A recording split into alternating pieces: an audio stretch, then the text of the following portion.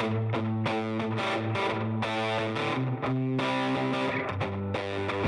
listening to the Cantina Cast, your home for thought-provoking Star Wars talk.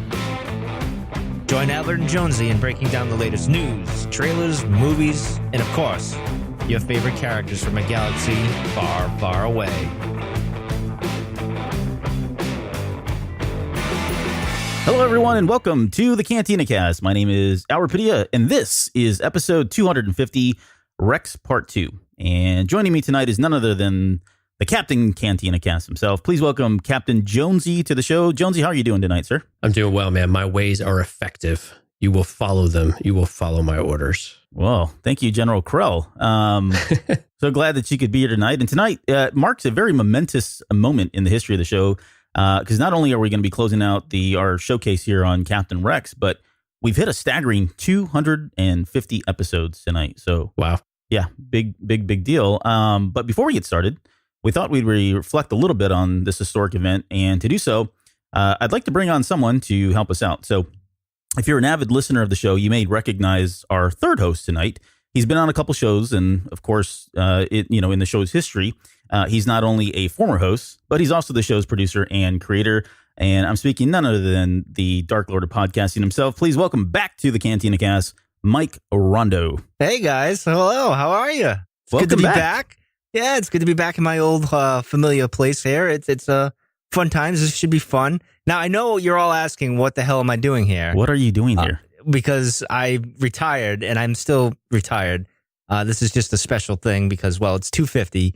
In the past, I don't know, 6, 7, 8 months, we've been trying to do some new things and go in a new direction with this show, other shows, and a network and all that other stuff. So, it's been crazy to think that we even made it to 250 in the past 6, 7 months because things were touch and go at times, but we made it. And the other reason I'm here is because Captain Rex is actually one of my daughter's favorite characters in the Clone Wars, and I figured I'd be on here. And he's one of my favorite characters as well. And I'm looking forward to this. And I haven't podcast. Well, I did podcast with you two, 2 weeks ago when we did something for the He-Man podcast that I'm doing. Yeah, so Ram Man. Yeah, which was fun. We had a lot of fun and, kind of wanted to get back into it with you guys because it's fun always to podcast with you guys. So I decided to haunt everyone tonight. And I'm very excited that I'm here because Bob Iger spoke of something. So I'm going to ruin people's days like I was in the past. No, I'm only kidding. I'm not going to be mean. But anyway, I'm here to just drive everyone nuts. Yeah. Nervous laughs from Albert myself. Yeah, good night, everybody. I know you don't want that 1-star review, but don't worry about it. We earned those 1-star reviews, and I'm proud to make most of those. But anyway, go ahead. They're character building moments. Exactly. Absolutely. Lessons to learn from. Now I'm glad you're here, honestly, because when we did 200, there were a number of us that kind of made a big deal about 200, and you were just kind of like, no, it's not that big of a deal. You said, though, at 250, that was a milestone and that you would be back or that you wanted to do something special. And even though, you've gone astray and done your retirement thing from us, but we're not bitter about that in any way. The fact that you're here is kind of cool. So thank you. First off. That is another thing. Like, I guess it's for some reason, this is a podcast thing. Like when you make 250, it's a big deal. Like you're a veteran finally, which is crazy to me because I've been doing this for like 7 years. I think I've gotten that veteran status years ago. So I don't know. But in any case, I'm happy to be here. 250, like I said, with the tribulation we had several months trying to figure out what we were going to do here. And I'm lucky because you guys came along and you've continued the tradition with this show. And I'm very happy about it. The show's never been better, in my opinion. And I'm pretty excited. So this will be fun tonight. And 250, let's just say it's 60 minutes per show, right, on average? So 250? Yeah, well, 120, not 120, an hour and 20 minutes, so that's it's a lot of hours. I mean, and it's over like 10 days straight. And this is not even counting like you think about this, the amount of time that goes into show prep is what? Maybe about 10 minutes every week. No, I'm kidding. It's longer than that. But yeah, show prep. Yeah, there's people that would argue differently with you on that. I was not gray when I started doing the show. Yeah, you should try editing. Yeah, I was going to say, well, that was the next thing. There's show prep, right? But then there's also the editing piece of it, which I don't have to deal with, but you do. Yeah, no. Yeah, and then, there's the promotion and everything else. But there's a lot of time that really goes into it. So, I mean, to me, it's just it is a significant and monumentous moment, at least in my head, for this show to be at 250. And I just can't imagine. It's hard to wrap my head around how many hours have gone into this and what our families have to go through as a result of that. Right? Oh yeah, absolutely. It does wear and tear you for a bit, which is one of the reasons I did kind of walk away and retire, is because doing it week in and week out, it does take a toll on you. But one of the things I think the important thing with me even stepping away back at 230 was to give a better perspective, a newer perspective on Star Wars, because the old way of us talking about things kind of gets stale in a way, and there needed to be new blood and a new way of looking at things. So it was a good thing. 230 is a good number for me to go in and, retire and all that stuff. And now 250 is here. I'm pretty excited about it. And I'll probably be back at 300. So in 50 episodes, 49 episodes, whatever it is, I'll be back to haunt you guys. But anyway, so let's get into this. What I'm hearing let's get into this. I'm hearing contract extension. All right. Yeah. Well, you can get me out of the bullpen now and then. I can, do things for you. Yeah. Well, we had a labor dispute earlier today, but we won't get into that. So. Yeah. Don't be unionizing on me. But anyway. All right. Well, let's get into the news, and then we'll get into wrapping up Captain Rex. So it was kind of a light week in terms of news, although we're going to start off kind of on a downer, but Gary Kurtz has passed away. And for those of you that don't know, Gary Kurtz was the producer of a number of films, like American Graffiti, Dark Crystal, Empire Strikes Back. I mean, his mark in the Star Wars pantheon, I guess, is significant, pretty significant, right? So he was 78 years old, and just kind of went away. So, guys, any thoughts here around Gary Kurtz? Any last thoughts on him? I think if people really want to have a good view of Gary Kurtz's impact on Star Wars, they should go pick up the J.W. Rensler making of Star Wars books and the making of the Empire Strikes Back books, especially that first one. It's almost a character piece on him of the monumental task it was for that movie. But also you get these really great moments of each of these people and what it took to make that movie. And if you want to see someone's influence and impact on a movie, that's a great book to go check out. I mean, it's a fantastic book anyway, but if you really want to see just how much he meant to Star Wars, you don't have to look any further than that. And I mean, the public, has been very somber the last few days about this, and the staff and the cast of the movie. So it's been very, heartfelt, a lot of emotion being shared for him. But if people want to learn a little bit more about how his influence, definitely go pick up that book. It's worth the read. It's huge, but it's an amazing book, and it's definitely worth getting a flavor of Gary Kurtz and all the folks that made Star Wars work. Yeah. Well, it's actually kind of, obviously it's sad, as you said, Jonesy, but it even for me, as us older fans, as we get older and we realize that the key pieces of the puzzle back in the original trilogy they're gonna die off, sadly. And it's kind of it's a bit like, I don't know, it's a weird feeling when one of these big names kind of drops in a sense, and maybe that's the wrong word to use there. It is pretty sad. It's just like the time has marched on, and you feel like part of you, and you're getting older too, so you're like, well, I'm going to be there at some point too. So he obviously was significant in Star Wars. He's like John Williams, George, all these. You had to have all these key players in to make Star Wars special back then, and he was obviously a big part of that, and he's obviously going to be missed. I know he clashed with George a little bit, especially with Return of the Jedi and all that stuff, and saw things differently. But that's what happens when you have very talented people. They butt heads at times, and sometimes you got to walk away from each other. But that's pretty. It sucks. I'll just leave it at that. Yeah. Well, we don't have that problem here about creative people banging heads. So what does that say? No. But no. On a serious note, yeah. And again, he was one of the people did say yes. He was one of the people that did roll the dice, who took a chance with George Lucas as he was shopping this around and getting doors slammed in his face, almost literally, trying to get that first movie out, or some of the movies out anyway. So yeah, much love to him and his family, and to all the fans for Mr. Kurtz. So from there, we'll move on though to a lighter moment. Bob Iger is taking blame for the Star Wars release schedule. So we've been talking about this on and off for, I don't know, seems like forever, but for a number of months now, that maybe there was too many, too fast, too soon.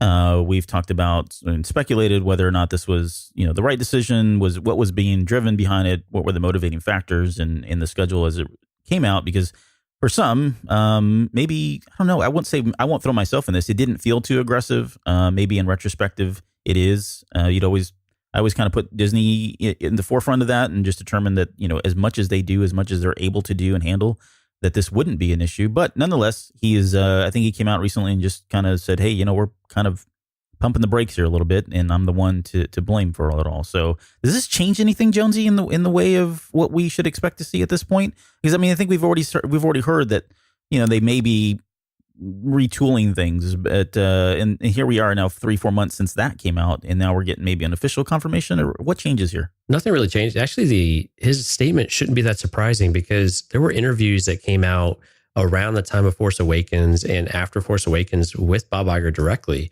where he said that he was taking personal accountability and personal interest in the success of Star Wars and the moving of Star Wars forward with that acquisition, because it was a lot of money and they've got to have that pay off. And so the pace that they had, there's probably enough blame to go around for what's not going as well, and a lot of success to go, whatever the successes are. But, it shouldn't be a surprise that he was the driving force behind a lot of that, because he's the top guy at Disney. They want that return on investment. So it's confirmation of what a lot of people have speculated for a long time, that yes, they really are going to take more time to do it. I think that's not a bad thing. I think that's a good thing. I think Solo would have benefited from an extra 6 months at the very least. I think that would have had a different impact on the bottom line, regardless of how people felt about, previous movies. And so I think overall it's still a good thing. It doesn't change much. It's nice to have, maybe we can finally put this to bed and not keep bringing this up all the time, or have this, thrown back and some discussion get out of control from there. But overall, not a surprising statement. Good to have closure. Let's move on. But before we do, Mike, any final comments or any thoughts here on Iger's statement? Well, it's fitting that this would come up when I come back on the show, wouldn't it? See, because I'm thinking back when we did those episodes in the early days, when we were arguing back and forth, is it a good thing or a bad thing?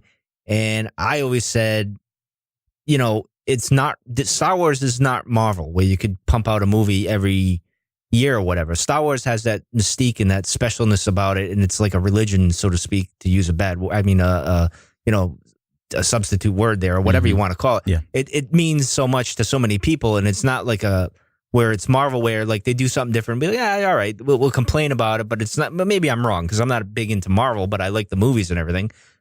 Star Wars was just something. It's a different animal, as I always said. So I thought maybe they should have took their time more with the episodic stuff, and the spinoff stuff. Maybe that doesn't really bother me. I don't think there's fatigue for Star Wars. I think the quality maybe is what the issue is at the moment. That's just my opinion. I could be wrong. If you want to disagree with me, that's fine. But I think it's a good thing to take to slow down, reassess things. There's nothing wrong with taking a breather and saying, all right, are we doing this right? Do we need to improve here or there or whatever? There's nothing wrong with that. That's actually a smart thing, instead of just keep going, marching on and, doing what you're doing and maybe ruining things or causing more problems or whatever side you fall on in that. But as far as the spinoff things, I'm still open to having more spinoffs. As far as the episodes, I think they should take their time with those and maybe do it like they traditionally do, 2 or 3 years between the films, or 3 years between the films, or maybe even more. Whereas the spinoffs, you can kind of pump them out a little bit more, but you got to do the right ones. Like the Han Solo thing, did we really need it? I mean, that's always been the fans going back and forth with it. But in any case, as Bob's was saying there, he is the CEO. He's going to take the hit. That's what a CEO should do. Yeah, you'd expect him to do that. Exactly. That's what he has to do. It does fall on him. He's the one who made the deal with Lucas. He's the one who got things rolling in a sense. So it does come back to him at the end of the day, and he's got to be accountable for it. And he's stood up to it and said, yeah, blame it on me. And rightfully so, I guess you could say. Yeah. Right. They're going to make money at this stuff, right? Oh, yeah. That's at the end of the day, that's all that matters is the dollar. That's it. But in any case. Right. So they're going to make money at it. They can keep the long game in mind and still have the shorter term goals, but they don't have to go crazy with it. So I think that's a big good thing in the long run. So you're welcome, Kathleen Kennedy. All right. So, and that's it. We really don't have, there really wasn't a whole lot. And, probably tomorrow we'll get some huge news and be That's usually behind how it the eight ball works. there. That's usually how it works. Yeah. So. Exactly. But we've got, we're going to finish up with Rex. So let's jump right into that. And I think with the last episode, we kind of left off right at the very end of the deserter. And we were kind of talking a little bit, hinting at what we were going to get into with the Battle of Umbara and all that. But let's just jump right into that, because at this point, going back to Rex, we're going to jump right into that Umbara arc. So this is season 4. And I think there's 4 episodes in this arc in total, and this is just just real high level. And Jonesy, I'll turn it over to you to kind of pick this up. But really, this is the arc where it's a very defining arc for him.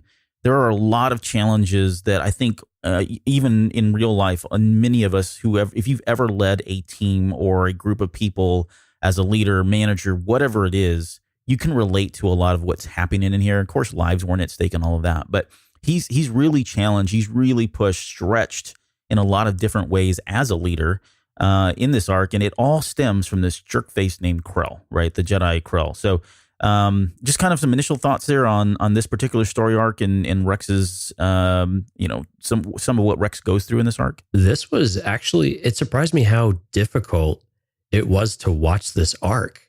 It was really kind of challenging to experience this, the frustration, because you had this really strong anti-clone sentiment by Krell. I mean, just outright disdain. He refused to call anybody by their name. He was CT-7567. Do you have a problem, CT-7567? Are you disobeying my order, CT-7567? But at its core, you had this rub of orders and duty versus what is right and wrong. And I think that was the most interesting aspect of this entire arc, where you have direct orders you are supposed to obey. You are created to obey. And yet you know that this strategy is significantly flawed. I mean, we find out why later on, but yeah. And it is a sacrificial lamb. I mean, they are just out to the slaughter. And you know it's wrong, but you're trying to inspire your men and keep them motivated, keep what's the word? You're trying to keep spirits high and that kind of thing. But there's just no way around it. He has to keep them moving, but you've got to follow orders. And he is at this impasse of what to do, especially early on. He does not know what to do, and it starts creating a lot of division within the ranks as well. Yeah, and I think we're gonna touch on a lot of that here in just a second. But Mike, for you, I guess with Krell, is this a character that stood out for you back when this originally aired? And then also, would you agree that he's one of the bigger a-holes that we've ever seen in Star Wars? Even more than the Sith get a free pass from me because they're just evil, but this guy, he's a Jedi. He's one of those fat tard looking guys from I can't remember the races what they're called, but Dex's race, whatever. It's his younger brother that was very angry. That's what happened. It was just so, and as being a younger brother, I know what it's all about. And this is why I'm as grumpy as I am. So I get Krell. Actually, when I remember watching the promos, I thought, oh, he's going to face Grievous. This is going to be an awesome, epic battle. And we didn't get that because it would have been lightsabers all over the place, crazy arms, limbs, and everything going this way and that way. But we didn't get that. Yeah. The interesting with Krell, and I'll keep this one short as possible. I wanted more with the Clone Wars when we saw Krell and then we saw Barriss Offee. So obviously there was something in the Jedi that was kind of going on where people were kind of defecting and kind of going the separatist route. I wish we had more of that fleshed out, but we didn't get that. As far as Rex goes in this whole arc, as sad and awful as this arc was for the clones and for Rex's mental faculties, it had to happen for Rex. And I think the key thing is with the deserter there with Cut, he couldn't relate to it. And I remember editing the show, and I remember watching, looking at these show notes before we came on air, and even earlier last week, and I'm looking at him and saying, well, when he was with Cut Up, you'd pointed out, Jonesy, that he couldn't figure out what the heck, he couldn't relate to him at all. And then he goes through this, Rex had to go through this and then kind of gets the idea of what he's talking about. He has that moment where his friends are just getting slaughtered for no point, no reason at all. And he finally, it kind of clicks in him. And this is where I guess the seeds of him defecting, so to speak, or wanting to take the chip out of his head there and and kind of seeing things a little differently than what he normally did with the following of orders, because he disobeys orders here. So I think this was, in his character sense, it was the most important thing here. I mean, obviously he had to experience the deserter. Now we get to hear where he actually sees and feels what Cut felt, and he goes from there. And I think it was a very important aspect of his character. Yeah. That's exactly what I was thinking last week when we did that. Was Cut was sprinkling the seeds. This was that catalyst that actually kicked him and made him understand exactly what Cut was talking about, and that set him on a different path that we ended up seeing, several years later. Yeah, I mean, Krell did more for his character arc than probably anyone else. And not go so far as to throw in, Anakin, Ahsoka, all of them as well, because it really pitted him in ways that he had never been exposed to before. Primarily, when we started off the last episode, we kind of started off by labeling him and throwing out a lot of different character traits, characteristics that we thought of when we think of Rex. And the first one that I had on my list was loyalty. That wasn't planned. It was just one of the things that immediately jumped out. And this is an episode. The dynamic between him and Krell was one where he was constantly challenged on his loyalty, and it was not loyalty. It was not only loyalty to his commanding officer, which was Krell at the time, but it was loyalty to his troops. It was to his mission. It was to his ideals, his values. I mean, he was constantly, again, being stretched throughout all of this, and it was a really, really hard and tough situation for him to be in, because he was having to balance between leading his troops, keeping them engaged, keeping them motivated, keeping morale up in the midst of a leader and the commanding officer in Krell that didn't care whatsoever. The clones were expendable to him. They were fodder. They were they were tools, right? They were a means to an end. And Rex had never really been through any of this. And Rex knew that was Krell's aspect, or his opinion of the clones themselves. And so that was hard in itself, because at times he was having to try to walk the line, trying to balance between the two. And Rex kept trying to give him the benefit of the doubt at times too, only to be kind of turned around and slammed down again. He never, again, Jones, you pointed out, he never referred to him as Rex. He always referred to him by his clone number. Even at the very end, when they decide they're going to be court-martialed, and then he makes the decision to execute them, they mention the word execute initially, but then when he refers to them, he says they need to be destroyed, like they're like they're droids, or any other insignificant, non-living object that needed to be destroyed, not killed, terminated. He doesn't even use that word. Doesn't even give him the benefit of that particular word. So it was just a very, very hard thing, I think, for Rex to go through. And disobeying orders, it was a huge piece in there, because he never really thought Rex would be capable of doing so. He was always, again, so loyal.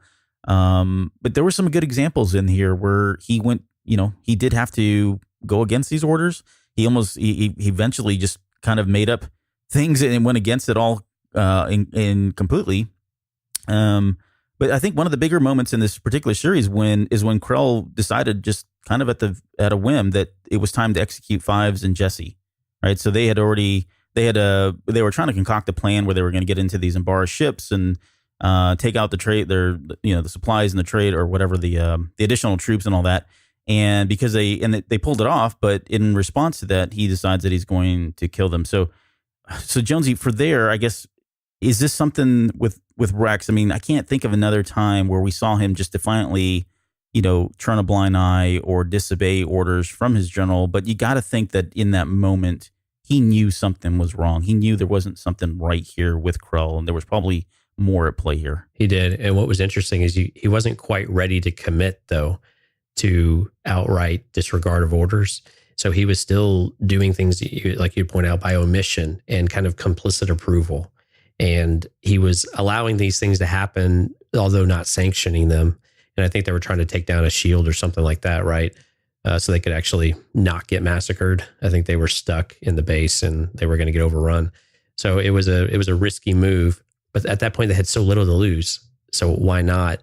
And it was something that Anakin would have sanctioned a long time ago. They would have been fine. They would have been more dynamic, and they would have, like, this is a chance we have to take, because it's kind of one of our only chances. But his the outright defeat in Rex when this order was given, and to the point to where they actually got very close to carrying it out, was, I mean, I just couldn't imagine what he was thinking that entire time.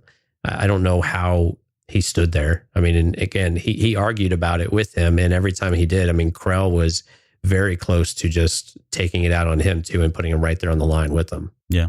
And so he was starting to put his neck out there more and more, and he was challenging Krell throughout the entire thing, but quickly backed down. But yeah, having Fives and Jesse Eskew, I mean, that was, and like you said, destroyed. I mean, we got that type of language later on in season 6 from the Kaminoans, right? They used words like destroy and terminate. And again, just a droid or something to take apart so they can figure out what's wrong with it. You're defective, right. Type of thing. Very lifeless. Yeah. Yeah. And you got to give complete disregard. you got to give Rex credit for going through, like, he was getting put down every time he voiced his opinion with Krell, but he kept to it. He still followed orders to a degree. My question to you guys is, and I guess I'll ask Albert this, and he can give his opinion on all the happenings here, is there justification for killing Krell Order 66 in their mind? Because it's in their inhibitor chips, right? It's like this is like an order that's in their playbook. If something like this goes on, this is what they're supposed to do. It's not mentioned or really said, but none of them get in trouble for kind of doing what they did in a sense. So like when they go back, they're like, oh yeah, they just executed Order 66 because we had a Jedi that went rogue here or whatever. I don't know. What do you think, Albert? Yeah, that was one of the parts, at the very end. I really wish we could have got more there. I would have liked to see how that, occurred and those conversations and what kind of interrogations happened. And it just seems like there's a lot of questions that need to be asked, especially since they had already lost communications, right? They were jamming the signal. So that kind of took it gave them a shield to operate within, a Krell anyways, to kind of operate within. So they were all doing this all within darkness. But I don't know that he did this because of the inhibitor chip in any way. And I don't know if that's exactly what your question is. I got really that at the end of the day, it was enough for Rex to know, because Krell does a good job of explaining why, right? At the very end of it, he tells him that, that you get the sense, or he tells him that he's already succumbed to the dark side. I think Rex could see that, right? And he talks about how he had seen some foreshadowing and that there was going to be a new reign. He wanted to be a part of that. He was talking about Dooku. The minute he mentions Dooku's name, I think in Rex's mind, given everything that had already happened in the past, all of that strife and angst that he had already built up for him, and the disdain and the hate that he had, Rex being hate for Krell, for me, I think that was enough. That was the last piece that he needed to justify in his mind that it was okay to go ahead and execute him, right? Yeah, he was a traitor then. You don't even have to officially on record, you could probably say, all right, we followed Order 66 in a way, because they were betraying the Republic there. But I think, like you said, Rex seemed to have known right from wrong here, despite having that chip in his head. Not that it played a factor in this at this point, but you know what I mean? Like he kind of, and it took the whole deserter episode for him to kind of see that. Like he didn't, like the other clones were kind of just blindly going in and weren't really questioning as much as Rex was. I mean, Rex is the leader, so he's going to fall on the sword, so to speak. So yeah, that's pretty interesting. Yeah. The other interesting part too here that I kind of felt for him, and I mentioned this at the very beginning, but as leaders, right, if we make mistakes, and all of us have been in, the three of us anyways, I know we've been in positions of leadership in different times in our lives, but whenever there's a mistake, and we just talked about this with Bob Iger, you do something wrong, right? You want to take responsibility for it. It's my response. I want to own it. I'm the one that should be held accountable. Don't hold these guys accountable. And so he puts himself out there trying to do the right thing, and Krell doesn't even give him the benefit of that. He tells him, no, I'm not going to do anything to you. I need you. I'm going to still punish, even though he was trying to take that blame. He ends up punishing, Fives and Jesse. And I can tell you, as a leader, that's got to be really hard to accept that, guilt will get to you. Yeah, that's exactly it. But that's got to be really hard. That had to have been hard for him to accept, because he's so used to chain of command, and that is the playbook. That's what he's been brought up to do, and he's seen other leaders probably do this as well, both in the Clone Army and the Jedis. And Krell doesn't even give him that the benefit of doing that. But let's talk about Dogma, Jonesy. Dogma was a character, and they kind of just threw him at the very beginning. In fact, there's one moment early on when they're talking about Dogma, and I think I mentioned this in the last episode, but I think it's Anakin that's talking to Rex about it, and he mentions that Dogma is pretty wound up tight, but he's loyal. Right. And then he says, yeah, it kind of reminds me of you, Rex. And then Rex says, yeah, maybe back in the day. So this was almost kind of a, the new breed, fresh off the boat kind of Rex character. But he was almost the exact opposite of, or he was the extreme, right, in terms of loyalty. He was almost blinded by his loyalty. Would you agree? Yeah, he definitely was. And he would not deviate from that at all. And he wanted to continue to be able to gain. I don't know if it was gaining favor with Krell. It was just, he's our general. We have to follow our general. His coding was locked down, man. There was no questioning whether he was a defective clone. He was a model citizen there. But what I really found interesting was after everything was said and done, how Rex handled Dogma, and that even with everything that happened and the betrayal and ultimately what Dogma sacrificed, there was still a measure of respect there once Dogma finally came around, and to where Rex even has this element of forgiveness as well with him, which was in any given circumstance, usually you just like, no, court martial for you. You picked the wrong choice because you were effectively aligning with a separatist by, unknowingly, but that's really what you were doing, even though you knew this was wrong and everyone was telling you it was wrong. But he still has this element, and it speaks to his leadership qualities of being able to still, I understand why you made those choices. This is the path we have to take now. But is that more of Cut influencing his decision there, do you think? Or I think we always see that with Rex, though. I think Rex is always a reasonable person. And maybe this is the influence of Anakin, where you have this grayer area sometimes. But I think, I don't know that it was Cut as much. I think in general, because he's still going to go get court-martialed. So he couldn't save him. And he didn't try to save him to an extent. He really didn't try to save him at all either. So I think this was just Rex's character of, thank you for what you did, but you still chose poorly, right? Yeah. Well, is this more of like, maybe not Cut having such a big influence on this type of a thing, but more of an Anakin, an Obi-Wan, and Ahsoka being involved with his life quite a bit, where they would kind of look at things a little bit differently. Maybe Obi-Wan was more regimented, but obviously Ahsoka was more kind-hearted in a sense when she would see the clearer path, I guess you could say, or the right path, so to speak. Anakin kind of, he'd do his own thing. So is it like a mix of things there? I don't know. What do you think? Well, it's tough. I mean, because when Krell put clones against clones and outright lied, and they put the 501st against the 212th. I mean, that's brutal. And there is not a single one of them could have, could have believed that they would ever do that. And the amount of guilt and everything that they would have on their conscience has to just be immense. And even Dogma, to the point where when you have things like that, you're going to have strong feelings toward them. But again, even Dogma felt that, and couldn't, there's no forgiveness. I mean, there's nothing that he would ever do to be able to turn against clone, like willingly massacring one another.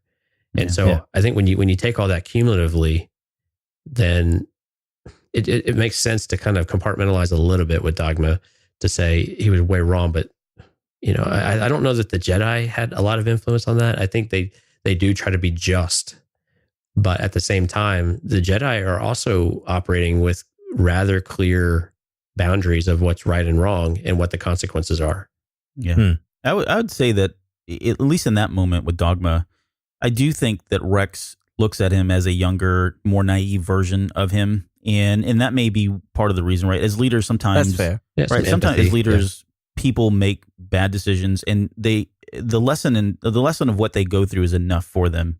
And you can only hope that they learn from that, and they can. And there probably wasn't any reason for him to pile on at that point.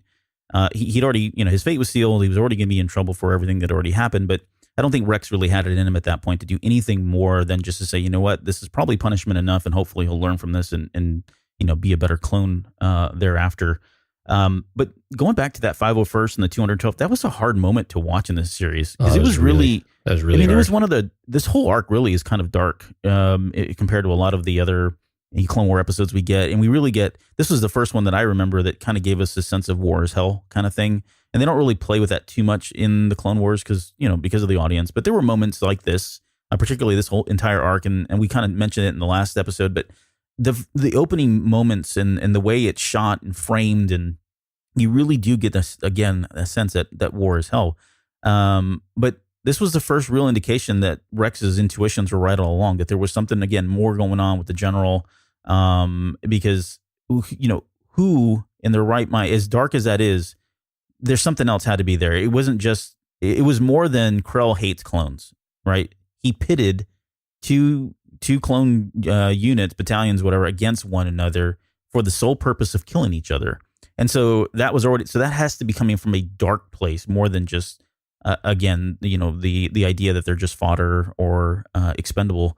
But that was something a psychopath would do, really, exactly, just to get a kick out of doing such a thing, letting people turn on each other like that. Well, this was more than something. When you consider something an abomination, though, then yeah, that's true. You get some sick pleasure out of that, I suppose. Yeah, it was definitely more than just a general that was, obsessed with the results, by whatever means necessary. So again, I think all of that really just plays into the very end when they finally decide that it is mutiny, and for lack of a better term, and I think it's Dogma that eventually pulls the trigger, is it not? Yeah, he does. Yeah. So, that was again another shocking moment. You're thinking the entire time that it is going to be Rex. He is going to be the one that does it, and it turns out to be Dogma, because I think Dogma at that point, I mean, he is again blind, unadulterated loyalty, and the minute that all that happened and realized that this was all, that Krell had turned on him, he took it very personal, and that was, how he decided to handle it. So, well, looking back, him not pulling the trigger, Rex not pulling the trigger there, had more significance now when you think back to it, especially with the upcoming Clone Wars episodes that are coming. And we know what happens in the Ahsoka novel, where they kind of go separate ways and he helps her escape, so to speak. It speaks volumes that he didn't pull that trigger. Of course, he removes the chip later on and all that other stuff, but it's kind of significant even with the chip in his mind, and he didn't do it, that someone beat him to the punch. And I think that was, had he done that, I don't know how that would have transpired later on in events. So I think it was important that he didn't actually do that, and Dogma did it. But so do you think had Dogma not pulled the trigger, would he do it? Given 10 more seconds, would Rex have pulled the trigger? I don't think so. I don't think so either. I don't think so, because I think his humanity, you got the influence of Obi-Wan and Ahsoka and the good side of even Anakin at this point. I don't think he would go that far.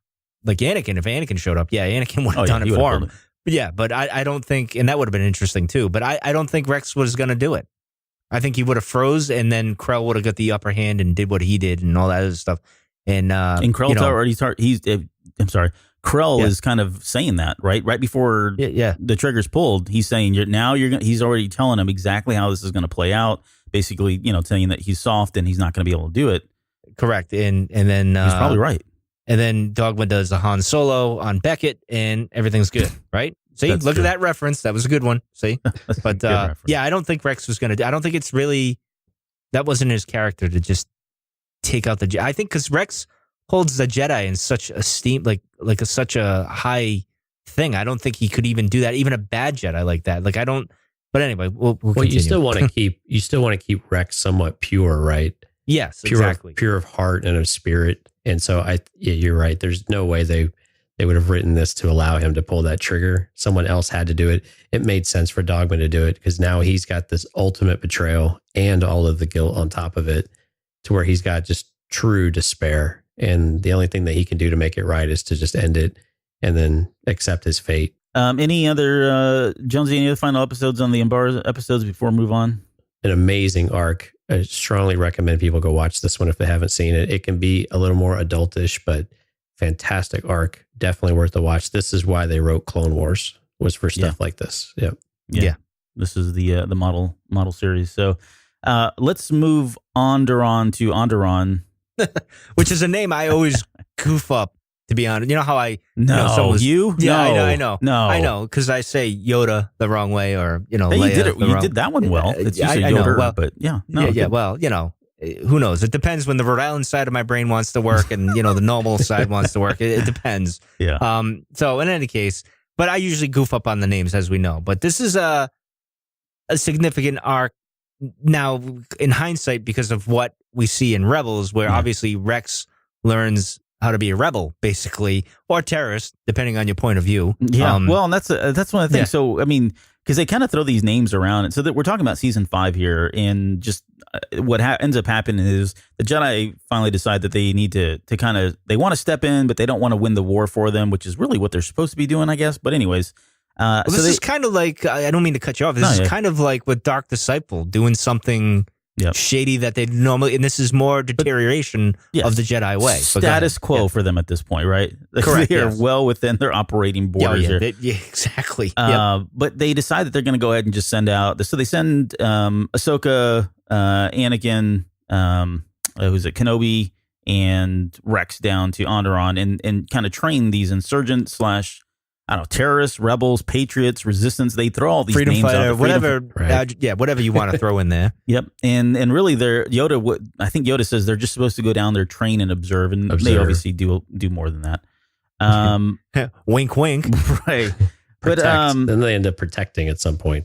Yeah, so they do. They completely blow it. But this is it gives us an opportunity to see Rex kind of, and this is almost foreshadowing because he ends up doing it again later with Rebels and Kanan to some extent, but mostly Ezra in training them. But we get to see him as a rebel, and so we thought it would be significant at least to mention the fact that he had this opportunity. And it was weird to see him in that costume that he wore.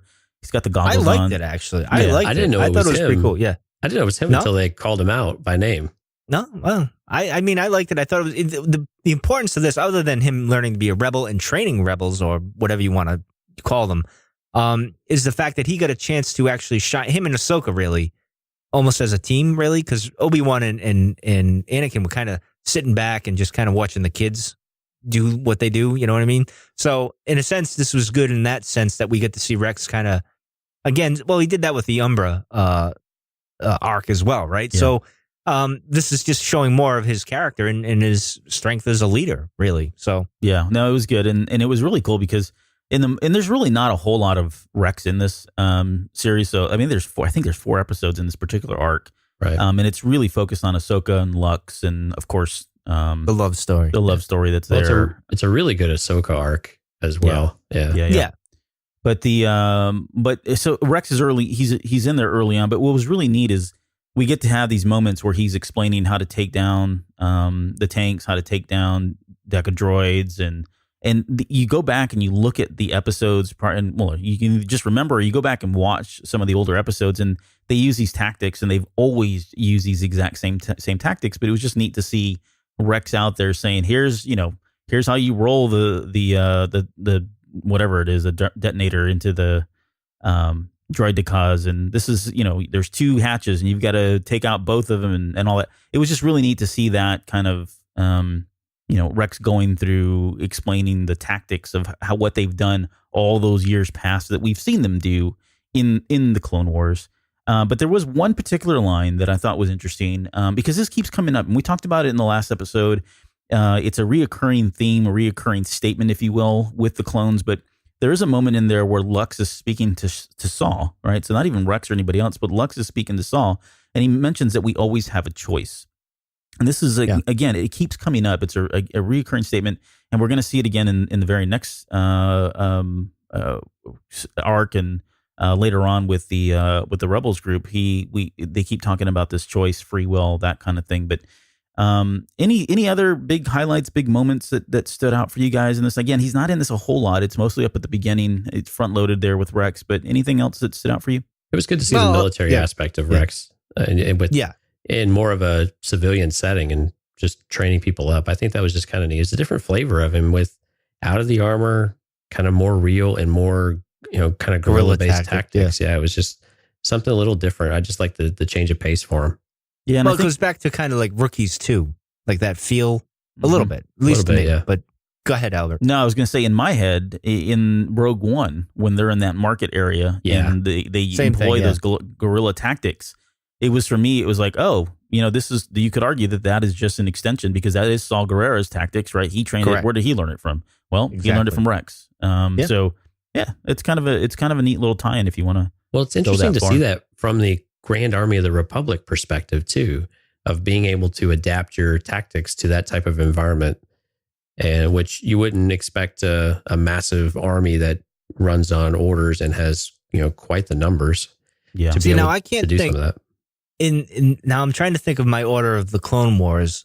I'm trying to think when Anakin and Tarkin have that conversation where Anakin kind of agrees with him that the Jedi won't go the full thing to do what needs to be done. I'm wondering if after that conversation, it was mentioned to the Jedi, and this is why we're getting into the Dark Disciple type of thing and this kind of a tactic where they kind of knew they had to adjust or evolve in this war to end the war. I just can't place where it comes. So there's like maybe a changing of the thinking. I don't know. I'm going to have to go back and take a look when that happens and when this happens and then kind of piece that together. But anyway. Yeah. I think we talked about, at least for me, I think one of the characteristics, again, for Rex is that flexibility. He is able to adapt. We saw it especially in the Bad Batch series of episodes.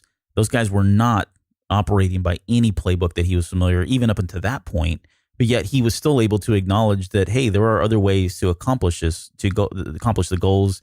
And many times throughout all of the Clone Wars, Rex is willing to give up, his authority or his way of thinking if he feels like someone has a better idea or wants to, give him a chance. And I think he gets that again from Anakin, because Anakin, especially with Rex and those that he's closest to, was pretty open. He was pretty flexible, pretty adaptable.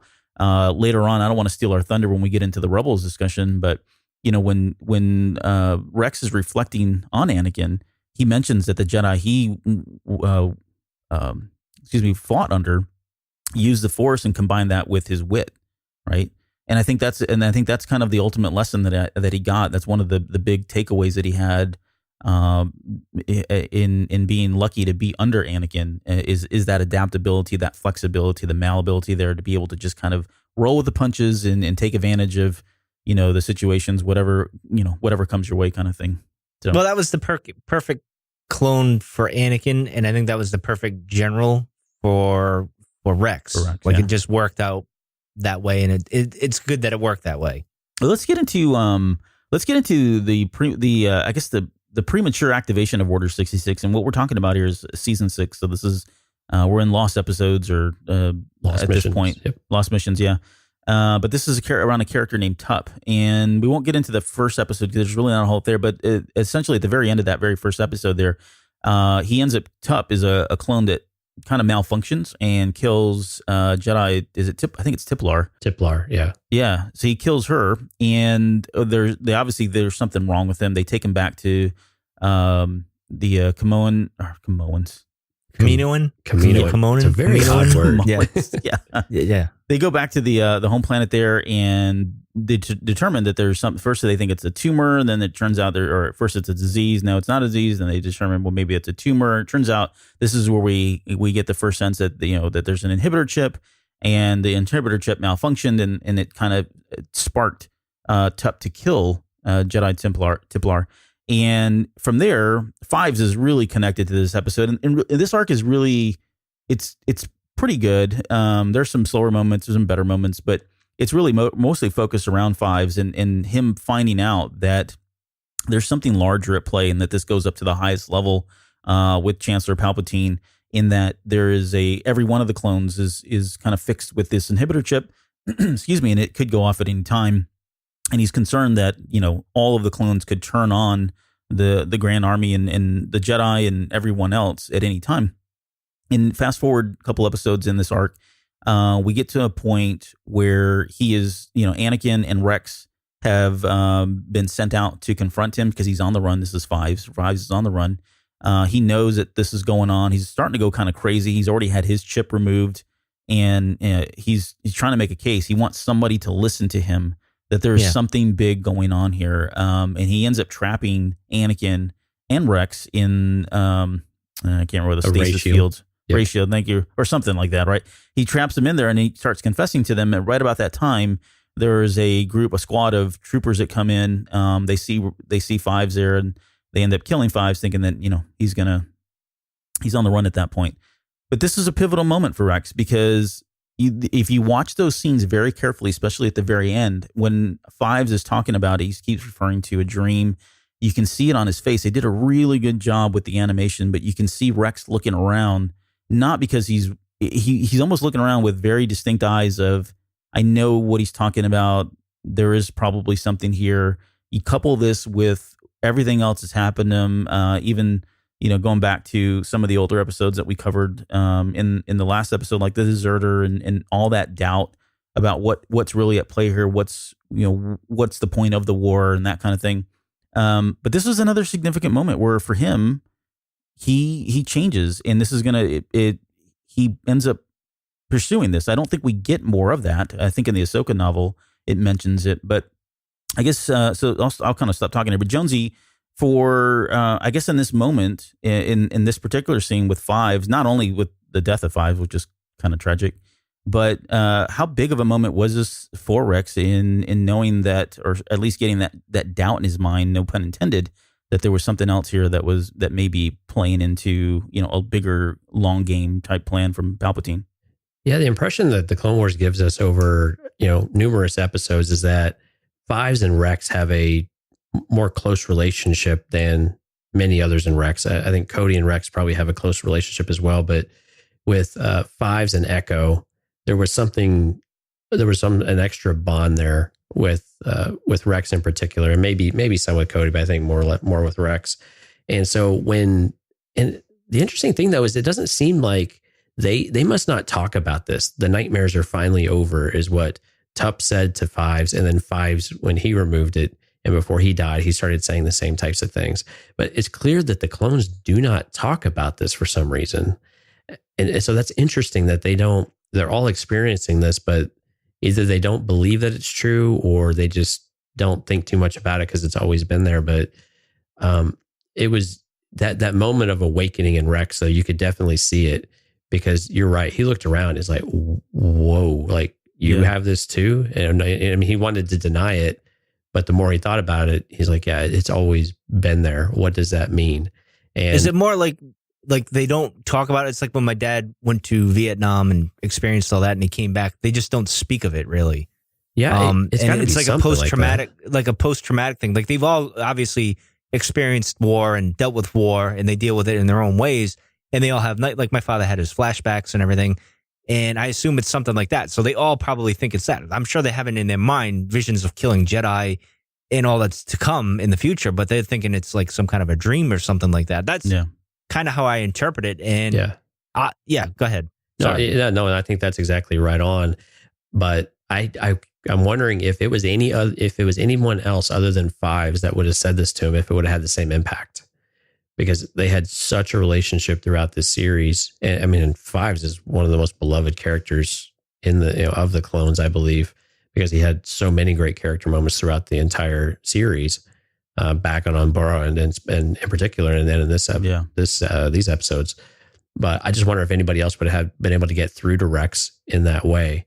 And again, we see another moment where Rex is not sure what the right decision is here. I think he and Anakin want to give him the benefit of the doubt. They want to talk, but you see behind the scenes, they are very, they have a lot of trepidation about this. They don't really know that they believe him, but I think they want to do what's best by him, not knowing everything else that's going on, especially with Palpatine at the same time. Yeah. I mean, Palpatine did a good job of really fogging things up for them. Oh, yeah. Claiming that Fives had attacked them, and so I'm sure there was a lot of doubt that was put in. Even with the bond and relationship they had, I think there was a part of Rex that thought maybe Fives had just kind of gone off his rocker. And there were moments in there too when he first walks up and he's looking around, he's distraught. You can tell there's something going on. He almost looks like he's gone crazy, and I don't know if that's a result of the weight and magnitude of what he was had stumbled upon, or the fact that in removing the inhibitor device, maybe that triggered something. Well, if you remember when he was being transported back to Coruscant, I don't remember the Kaminoan's name. She injected him with something. That's right. She put that in his neck. So I'm assuming she gave him something that was ultimately going to kill him. It wasn't necessarily removing the chip that did it. It's whatever she did. Yeah, no, it's a good makes point. Sense. Yeah, it just more than anything, he definitely wasn't in the right state of mind for whatever reason, and I think that was enough to put at least a fair amount of doubt in Rex's mind as to whether or not he should take everything at face value. But and this is where we don't get a whole lot, and I'm really kind of hoping that maybe we get some more of this with the new season coming next year. But I would like to see the results of that and what Rex does and his thought process and who does he confide in at this point. I would think it's somebody like Ahsoka, or maybe it is an Anakin. I don't know, but at some point he's got to confide in other folks like Wolf or maybe Gregor or something. I'd like to see that kind of relationship start the infancy of it there in the discussions, and because we know they're going to remove those chips because of the Ahsoka novel, and we know that Rex fakes his death and all that. But I would like to see a lot of those initial first steps in the next season. And that's really interesting, Albert, because now he's got this doubt about who to trust. He's had Jedi because turn on him now. I don't even think he would trust. I don't even think he would trust Anakin because of Palpatine's implications. Like, he knows he's close. Yeah. So I would think if anyone who's going to confide in, it would be Ahsoka. Right. And that's why maybe they're closer later on. I look at this also as a bookend of Rex's journey, in a sense where we started with the deserter with Cut, and he kind of starts this whole thing. Then we go through Umbra, and he gets all these, that bloodbath that was and what happens. And now we get like final confirmation here. And now he's like, well, he's confused, but he obviously puts the pieces together later on down the line with removing the chip and everything, and goes from there. So it's kind of a bookend to his journey in this figuring things out. Like, him and Fives were always like a slight above the other clones in kind of piecing things together, or puzzles, or kind of seeing the bigger picture in a sense, like with the battlefield. So that kind of makes sense that they would figure out this whole mystery of whatever. So, well, let's move on, and we'll kind of get into the last segment here, because Rebels is where we're going to go next. So we know again that his death is fake. Ahsoka's death is fake. We get that from the novel, and we know that we don't see them again until season 2 of Star Wars Rebels, when they're trying to Ahsoka's already come into the play in that with the Phoenix Squad, and they're kind of strategizing, trying to determine what to do next, and they're basically looking for some more help. And Ahsoka mentions, "Hey, I happen to know a guy," and that's where they kind of run in.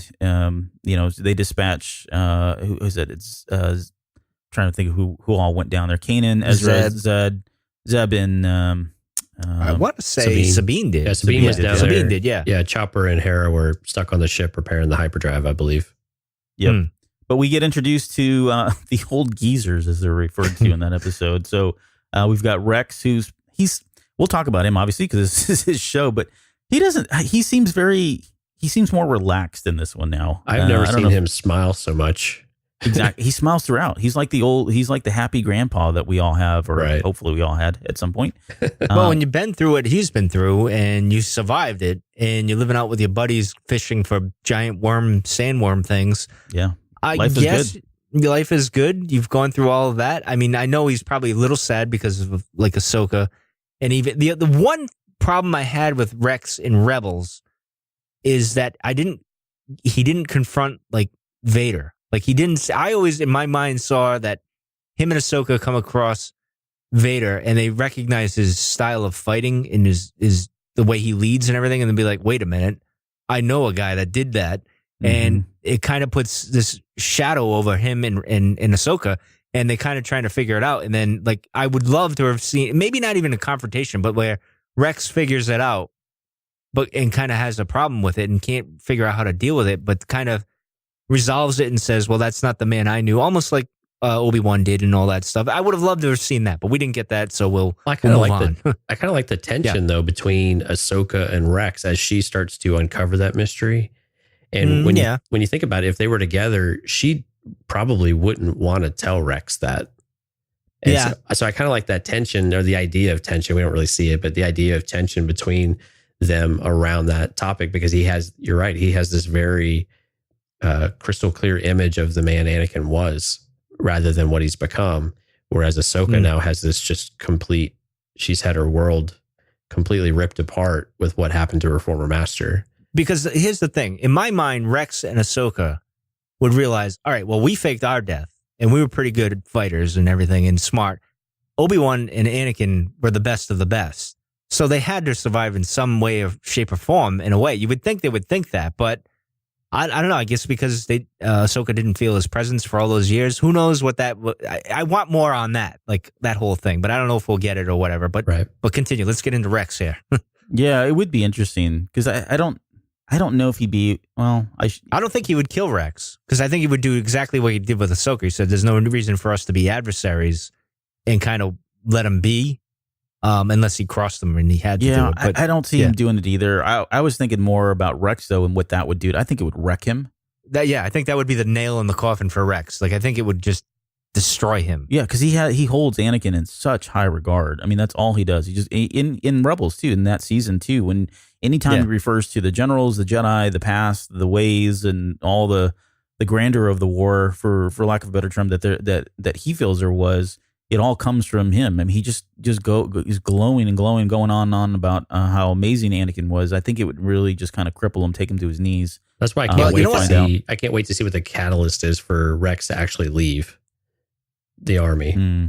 Because you know what I would love to see though. We still don't know exactly why he left.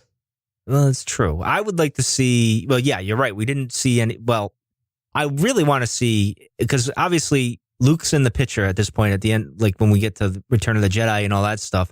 And Rex is obviously alive. I believe. I don't presume that he's dead or whatever, according to Sabine and everything. So I would love to see a scene with Rex, Luke, and Ahsoka, and him talking about Anakin, and then Luke telling them that he was redeemed and all this. I think that would be an important moment for all of those characters, but especially those two, that Anakin came back to the light, because the last time Ahsoka saw him, obviously he was going to kill her.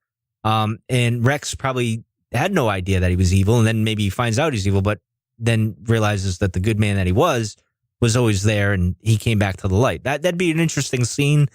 Dave, don't let me down. Do it. And I'll leave it at that. Continue. Let's get back to Rex and what we were doing here. Yeah. So I guess with Kanan, so there's really two big relationships, I think, with Rex. Well, three technically. Mm-hmm. There's the Ahsoka relationship, which we got bits and pieces of it early on, but then they ended up keeping them apart. We don't really see them too much together throughout the series. And of course, Ahsoka ends up leaving because she gets stuck in the whole world between worlds kind of thing. But that's one relationship. Then there's the relationship with Kanan, which starts off a little, rocky. It's a little rocky. Yeah. Because I mean, in Kanan's mind, these are the clones, right? He's got one view of them, and he goes into. There's a great scene in there where Ezra is kind of trying to probe him on why exactly he's so not trusting of Rex. And just before Ezra walks out, Kanan finally succumbs and decides he's going to go ahead and tell him, and basically goes in this whole thing about how during the war that the clones were folks that fought side by side by the Jedi, that they all turned on him, and you can hear it in his voice, right? You can hear it in his voice, you can see it in his eyes because he's not blind here. And but he basically talks about how they were all gunned down in seconds, they being the Jedi, and that they had betrayed his master, and so he's got he goes into a lot of detail here, and that starts off the relationship where they're not the best of buddies here, and of course that all changes as the series goes on, and we it changes pretty quickly. They've got some great moments, I think, between Kanan and Rex, where Rex is the old guy, the old weathered salty dog at times, and talking about how things are. It's like old cop, new cop type thing. Exactly, right. Yeah. Hardcastle and McCormick kind of thing. But there's a lot of great moments. So that's one really good relationship. And then, of course, it's the relationship between Ezra and Rex, where Rex he almost seems like a grandfather figure, teaching his grandson the ropes. There's a great part in season 2, a little arc there from time to time, where he's trying to teach him how to use his blaster, and he's really trying to teach him how to be, quote, a soldier. And then you've got the dynamic of Kanan, who's trying to teach Ezra how to be a Jedi. And so they're kind of pulling Ezra in two different ways. And there's several moments in there where Ezra's just kind of like, I'm so tired of these two dudes fighting that I'm out of here. I don't want to even be a part of this. And so that leaves Kanan and Rex to kind of figure out, well, what do we do now? Because, we both want to train and he wants no part of it. So there's a really good dynamic there with that relationship. But I just go back to Rex real quick in terms of his attitude. He does seem a lot happier than we saw, I guess, obviously in the Clone Wars. But even with Rex, he was very reluctant to get involved in all of this early on in season 2. He basically said he didn't want any part of it, that he didn't see any use for him anymore in the war. And then come to find out, he plays a huge part in this. Eventually, but I think a lot of that had to do when he saw Ahsoka. Yes, and I was going to say, is the big catalyst, the big motivating factor, Ahsoka? Was that enough to was that all that really pulled him out, or do you think there was still a taste in him to go back to war and one more kind of last victory? A little bit of both, because one, he was bred to be a fighter, right? So, and he's not old really. He's like what, 40 at this time, or maybe even younger than that. I'm not sure what the age is really. I know him and Ahsoka are just roughly about the same age, really, when you think about it. And I think Ahsoka pulls him back, and he gets nostalgic in a sense, kind of like we do with Star Wars and everything, and it pulls you into that direction. And I think he just said, "Well, you know what?" And then he kind of let his guard down once with Kanan and stuff, and he got reminded of the old days and everything. And they felt, remember when they were with the thing and they took on the Imperial walkers there with their little walker, and you know, they got that energy back, of life back. This is what our purpose was to fight the good fight. And I think that kind of got to him, and he kind of went with it. I think that was the thing that did it. And I think he liked the mentoring part. I really do. I think he enjoyed that. And also the reason why I think he was happy, I don't know if you guys can relate, but when I turned 40, I kind of stopped caring what other people thought and all this other stuff. And I kind of just did my thing and enjoyed my life, and, you know, realized that my time is precious, and 1 minute you're here, the next you could be gone. So just go with it. Right. So that could be a little bit of that as well. So I don't know. Yeah. I mean, he had freedom too, right? I mean, freedom to do for the first time. Yeah. Yeah. But I think, when he got sucked back into it, I think there was a lot of pride there too, of we're going to show the Empire like how we really do this, you know, because the Empire wanted to call them relics too. And again, they just went right back to calling them CT-7567. So it's just, we're going to show like, it doesn't make any sense. Their armor sucks. Their weaponry, like these 4-legged it's only got 4 legs. How does it even stay up? You know, and this little ATTE just heavily modified into kind of walking cabin, basically, you know, is still going to take it to these things, and they can still outsmart them. And just a lot of pride there of this is what a real army should how operate. And this is just 3 of us with 1 vehicle. Well, and a couple Jedi, but whatever. So Jonesy, in the last episode, we talked about, you know, soldiers and, you know, their purpose and when that's taken away from them. Do we get any of that, I guess, from Rex early on or throughout the series here, you know, for what he died for and all of that? Well, I think I think he found his purpose again. And I think he was perfectly content, you know, hanging out with his brothers and doing that thing. But I imagine when he and Ahsoka parted, they always knew there was going to be a day that the galaxy was going to need them, and that they had a new purpose. And regardless, you know, whatever that ended up being. But when you're right, I think when he met Ezra, he found a new purpose of helping mentor and coach and train, do the things that he did for Ahsoka, even though she had Anakin. Mm-hmm. And he can get all the Jedi stuff from there. But here's how the real world works, kid. And these are life lessons you can get too. And so I definitely agree. And then we saw the relationship with him and Kanan too, and a friendship somehow, but out of that dissonant relationship that they had. So it's just one of these things of mending these fences that were broken for some reason, and then, you know, mentoring the next generation and making it a better place so that you can actually make a difference again. And I think at the very end of the day, you know, the whole crew wanted to end up making a difference once they got over their initial fears of being, you know, relics of a lost time. Yeah. Is this Rex, like, when he gets involved in the war and he's fighting the good fight again, is this him sacrificing or coming to finally putting his life on the line for something that matters in the end? Because before it wasn't even real. You know what I mean? Like, it kind of, he's finally like, all right, now I'm fighting for something that really matters in a sense, real freedom, because I had freedom and stuff. And it did show up. The Empire did show up and was hunting me down. It was only like, it's kind of a theme in Star Wars. Eventually the evil is going to come knocking on your door if you don't do something about it or help out the others that need help and stuff. So I don't know. I think that's a great point. I think it's an excellent point, because it's more personal now. Because you're right. He has the things that Cut had now, right? At least the freedom and living the life that you now choose. You know, whatever you want to do, it's up to you to decide how you want to do it. You don't have, you know, 3 square meals a day in the mess hall, or you don't have the rations, or you're not being told to go here, or you're not being shuttled around planet to planet with, you know, this nebulous body telling you what you got to do in some other war, and just more clankers showing up every 5 minutes. You know, so now he has something to lose, and he really has a little family with Gregor and Wolf, and they've become a family in kind of an odd way. But, so he has something to fight for. It's very personal now. Yeah. There's a moment there too where we only get a little bit of it, and this probably doesn't translate into, eight and under kind of television, but there's a moment in there where he's talking about that, after the war, I questioned the whole point of the thing.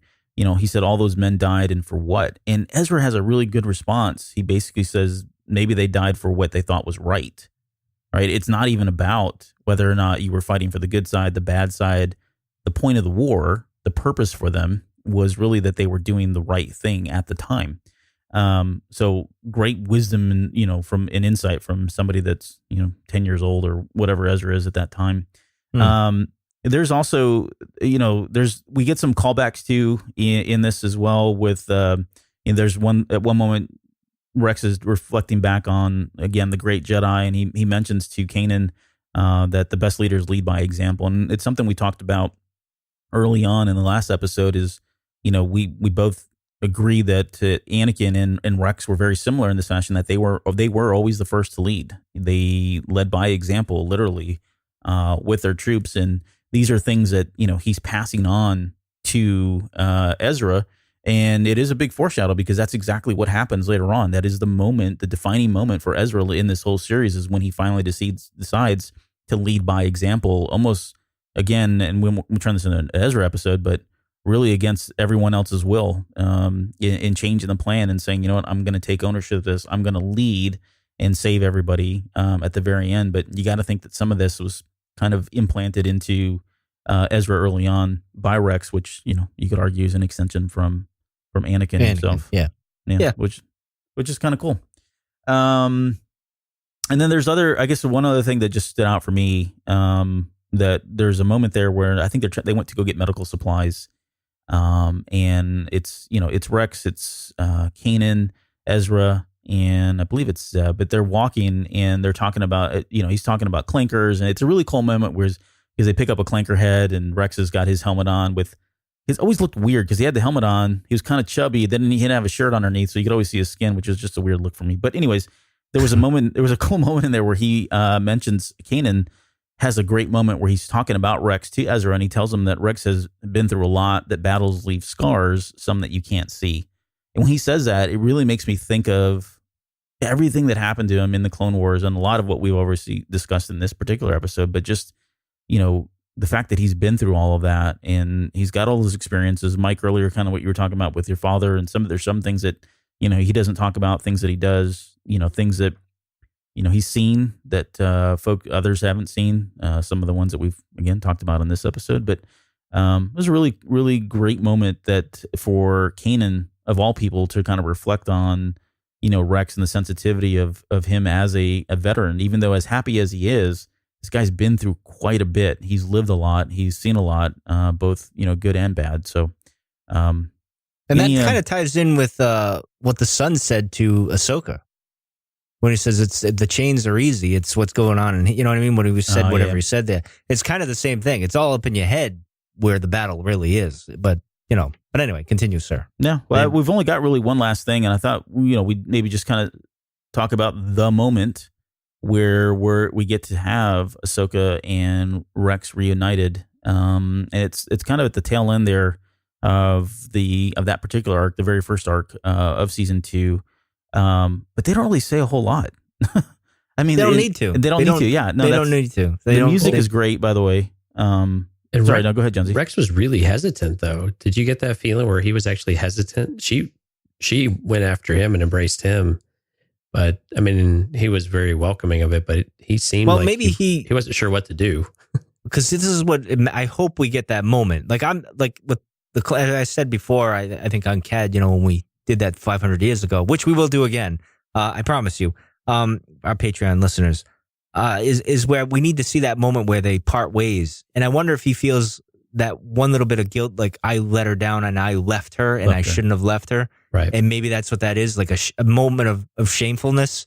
And she just embraces him because she's not going to blame him for anything. But anyway, continue, Jonesy. Sorry. No, I'm hoping that's the case where we see that and there is something there that makes that moment just all the more powerful because, yeah, I mean, she's, obviously thrilled to see him and it's a relief to see him. And I think you get this link to the past, right? And someone that you can count on and you can always depend on. And I think Albert had said it was more of like this kind of brotherly, sisterly type of bond or older brother type of thing. And you definitely get that moment of great friends and kind of extended family type of feel from that scene. And so it was really touching to see that. And it was good to see him kind of loosen up and, embrace her back and, enjoy and share that moment too. Because that was like the only tense time, because he's been happy and smiley. And I mean, I know he butted heads with Kanan, but this is the one time where he was really like, oh, yeah, he really tensed up. Yeah. That was the one moment he like, oh crap.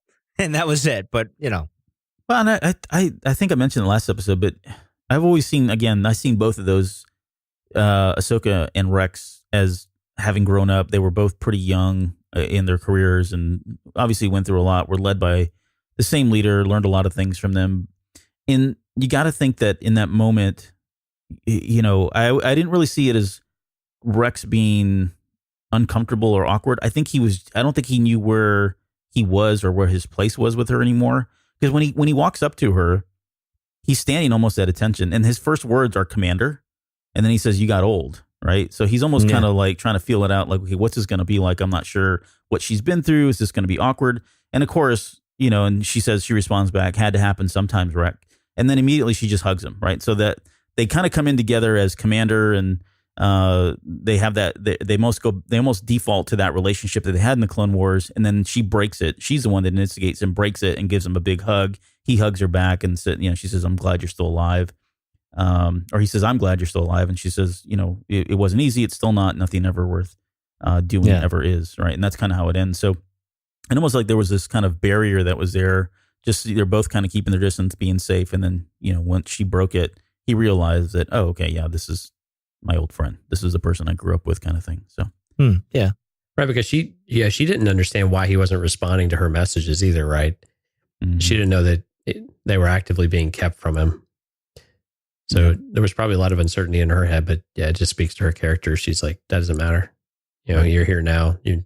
You're back in the fold, buddy. So any final thoughts on what we might expect to see from Rex going into this, the next, beyond the obvious, which would be Siege of Mandalore.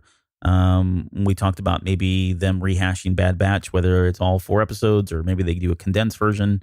But anything else you'd like to see from Rex that we haven't already talked about, Jonesy? No, I think Siege of Mandalore is going to give us another really pivotal moment for him, though. And I'm really excited to see, and I hope they deliver on this. We really need to see this moment where what happens and what's this catalyst for where we end up. Do we get to see when they take the chips out and what actually made him make that choice?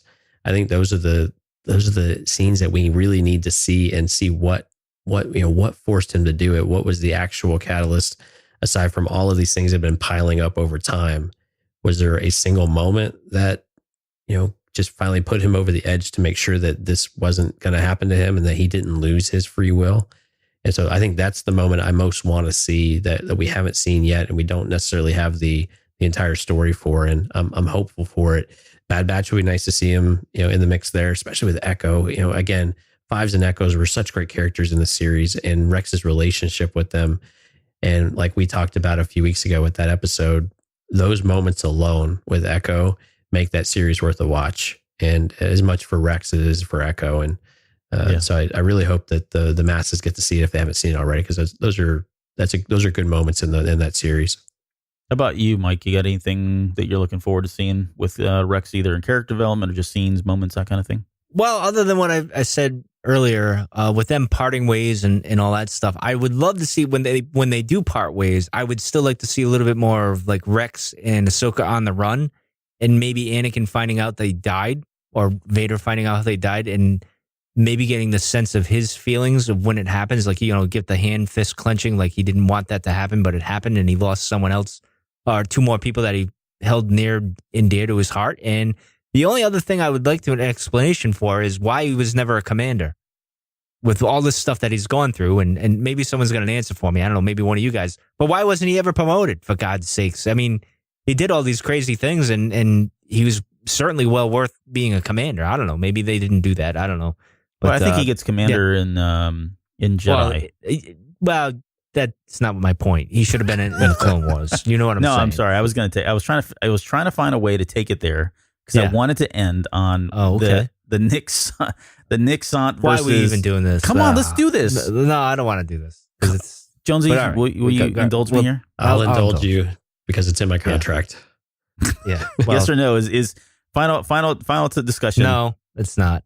Final. I'm not talking to you, Mike. I'm talking to Jonesy. I'm sorry. Jonesy, is that act like it's him? my show? I don't know. What am I thinking? Oh, man, I think it is. I'm going to go with no on screen, but yes, he's probably there somewhere. How about that? All right. So is Hera somewhere. So and now apparently Ahsoka. So yeah, in Albert's headcanon, now we've got Ahsoka. I'm pretty sure I see her at the very, very end during the celebration after the Death Star blows up. You can see her in one of the frames. Right. She was just observing. Yeah. Per Yoda's command. That's right. Didn't want to get involved. That's funny. All right. Well, we'll end Rex here. Probably not the last time we'll talk about him because we've got a whole nother season coming up. And who knows? Maybe we'll get something even further down the road with Rex. But I hope so. Yeah, I hope so too. Jonesy, any final thoughts on Rex? No, it's been a pleasure to do this with Mike. It's been a while and kind of getting in the fold again. So it's exciting to have you on the horn with us. Oh, it was fun. It was fun. And then, like I said, Rex is one of my daughter's favorites. So it was a treat to come on as I talk back and forth with Rex. I mean, we had a whole winter last year of her talking about Rex but before bedtime and stuff. So this was a treat to talk about Rex to adults, not my child for once. So that I got that, it was nice. And Rex is a very endearing character, like Ahsoka. It's a character that kind of grew on you, and he's an awesome character. I like him. More and more I see Rex, the more and more I like Rex. And hopefully they'll do some more stuff even after Return of the Jedi. Like I said, I'd love to see Luke, him, and Ahsoka have a moment and go from there. But in any case, I'll leave it at that. And for me, I think, again, I'll just echo kind of what I said last episode, but he was a very unassuming character initially on, and I think that was intentional. And it wasn't, obviously until second, third season as his character started to develop that I started to like him. And he really, again, the clones were never anything that I really was interested in because of, I associated them with stormtroopers, and I was always kind of a light side rebel guy, kind of guy. But he is a character that just, again, unassuming and just turned out to be a really amazing character, very deep character. Love the fact that they brought him back in Rebels. Wasn't expecting that, to be honest. I was really nervous about that. Yeah, I was too. You're right. Yeah, there was a lot of reasons this thing could have went completely and horribly wrong. But the way they played him, I thought, was pretty smart in being the old seasoned veteran who, never took on too much, right? He wasn't out there in the front lines in season 2. But there were moments where he shined. There was moments when they needed his wisdom and they relied on him for his experiences and that kind of thing. So he was able to contribute, as were the other two clones, right? Wolf and Gregor as well. So, I think it was pivotal for that with him, Ahsoka, and then Vader in season 2. That show really grew up as a result of those characters being present and having such a forward part in that storytelling. No, definitely agree there. All right, well, we'll end episode 250. Again, congratulations, Mike, for doing all this and for getting us here. For surviving it. Yeah, for weathering the storm. Yeah, I got to go to a therapist for it, but that's okay. Yeah, well, we all do at some point. Tomorrow at 9 a.m. Yep, exactly. Next week, episode 251, we're going to hit the solo novelizations. We'll kind of reflect back on some of our standout moments and maybe some differences, things that we were hoping, because we did talk a lot about what we were hoping to see when the novelization came out, and we'll kind of come back and retouch on whether or not we got our prayers and hopes answered, or if we're still left wanting a little bit more with that. We will got all the links in there if you want to contact us in the show notes. So we're not going to get into those because we're over on time. But Mike, I thought it'd be only fitting if you maybe if you want to just lead us out, I'd appreciate it. Well, I really don't have anything to say other than all right, well, good night, everybody. Pretty much. Thanks for joining us, making it to 250. Rock on. Whatever. I'm going to get out of here now. So thanks for joining us. We'll see you again. You're still listening? Wow. That's amazing. Well, I'm here to give you the disclaimer. Normally we do a big, long, drawn-out disclaimer thing saying what's what and who's what and all that other stuff, but I think you guys kind of know that Lucasfilm and Disney have no affiliation with us at all, and we have none with them. We talk about Star Wars, which is their property, and all that other good, fun stuff, but I think you can tell which is our stuff and which is their stuff. If you can't, well, then send a lawyer to send an email to me, and I'll be glad to chat with them. Other than that, you know what's what, so that's your disclaimer.